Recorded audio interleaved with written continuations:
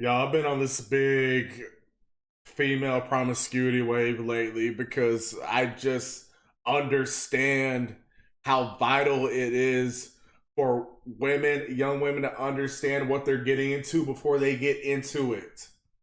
Because at every corner, they are encouraged to be promiscuous from liberal leftist ideologies, feminism, essentially at this point going hand in hand. And they're also being taught this at this point from some of their 304 mothers, some of their older girlfriends that are currently in that whole phase that are encouraging them to do it. Also, they're dragging them into the pits of hell along with them. If I'm going down, God bless it, you're going down with me. So it is always great for me to see a young woman go against this narrative, go against this bull jive when it's not popular to do so. I saw this tweet today from a lady named Faye Bishop on Twitter. She says, please stop encouraging young women to have a hoe phase. You do not need to engage in promiscuous sexual activities in order to make healthy connections to the opposite sex. Sleeping around calling it a phase is a setup for unplanned pregnancy, disease, mental trauma. Y'all, look.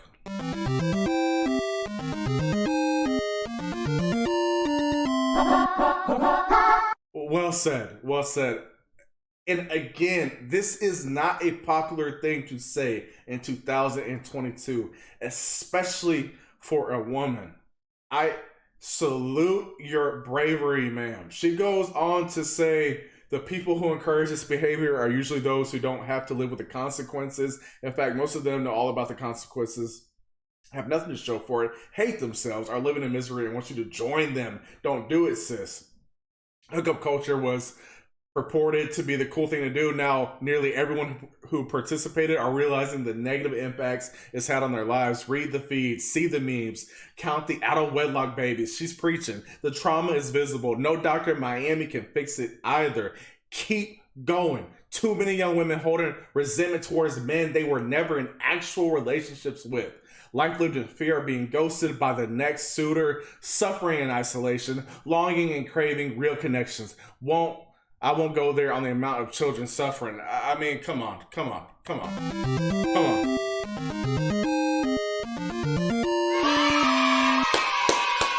I give credit when it's due.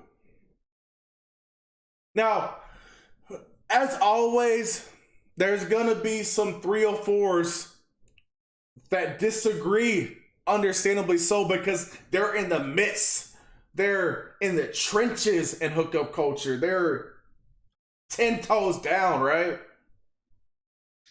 I saw this. Look, from Shelby tweeting, huh?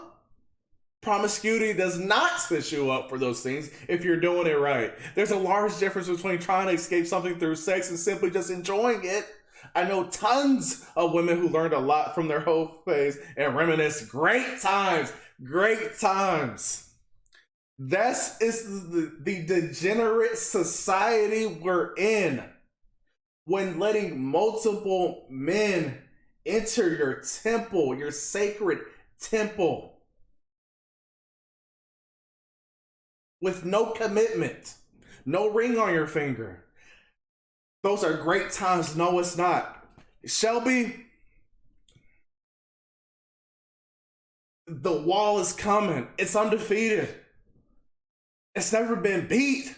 The wall has never been beat. This is dangerous language to your peers. 361 likes on this tweet. 361 304s agreeing with this woman. She goes on to say, She's implying that being promiscuous is almost guaranteed to follow with regret, trauma, disease. That is simply not true. Being promiscuous doesn't coincide with unsafe sex. People can enjoy as many sex. Okay, first of all, let's debunk this real quick. When a woman is sleeping with guy after guy after guy after guy, I can attest these women are not asking every single guy to put a condom on. I know they're not. I know they're not. Especially when there's alcohol involved. If anything, she's telling the guy not to put it on. This is not true. This is not true. So again, when you're doing something you're not supposed to be doing, you're gonna go out of your way to try to justify it, and that's what she's doing. Let's see what Real Masculinity Led by Jesus. I like that name right here. What did he say? When you have sex with someone, a part of you is given to that other person, male and female. The more you sleep around, the more of yourself you give away. And so you have nothing left to give. Then when you finally want to settle down, you have nothing to offer. It's so true. We talk about, in this space, we talk about the thousand cocks stare, right? It's a real thing. We all know it. We can feel, we know when a woman has been around and around and around. It's like their soul, it's like they're empty, right? And I want to go over this chart because this is a powerful chart from McCaskey here. There's a reason they leftist feminist Hollywood government push that behavior, and this is it. Anything that breaks up families, which prevents wealth accumulation, is their goal. It's also why they normalize girls to take birth control, since it sets them on the path. Look, what this man right here was talking about was he's alluding to pair bonding, which is 1000% true. I've talked about that before many times on this channel. This is also kind of talking about pair bonding as well. And the sexual revolution, there's so much. This was absolutely by design, giving women the chance to be promiscuous with having a little chance of getting pregnant. The sexual revolution, the invention of birth control.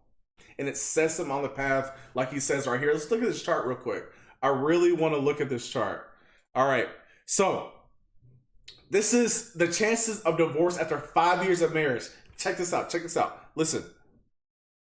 The yellow marker indicates the 2000s. So let's use latest data, right? Let's use the latest data. When a woman, a virgin woman, again, I always talk about the importance of, if you are going to marry a woman, she has to be a virgin. You cannot waver from that. That is a non-negotiable. 0 partners, 5% divorce rate. 5% divorce rate if you marry a virgin. 5% divorce rate. Okay? Look where it jumps to. It jumps to all the way to 20% at one partner. It goes to over 20% at one partner. That's why I said I've said on this channel many times, I don't believe a low body count is enough. Not in this degenerate age. 2 partners, it spikes to 30%. It spikes to 30%. And then it kind of tapers down a little bit. Okay, whole face, boom, it goes to the moon.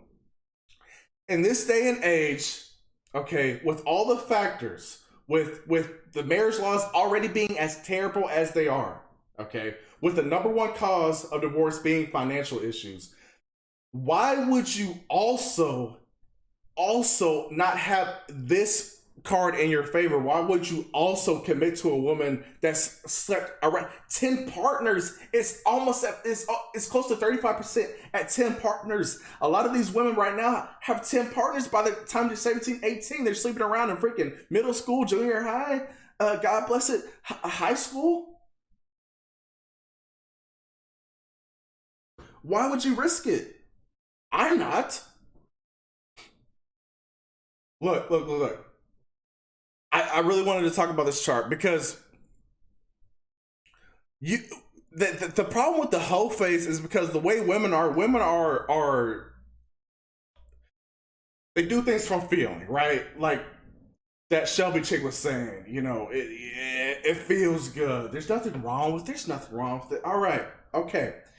when you got this young lady, her tweet got 50 something thousand likes, and shout out to her, 50 something thousand likes. I'm glad that these women are starting to wake up. Unfortunately, for a lot of women, it's too late.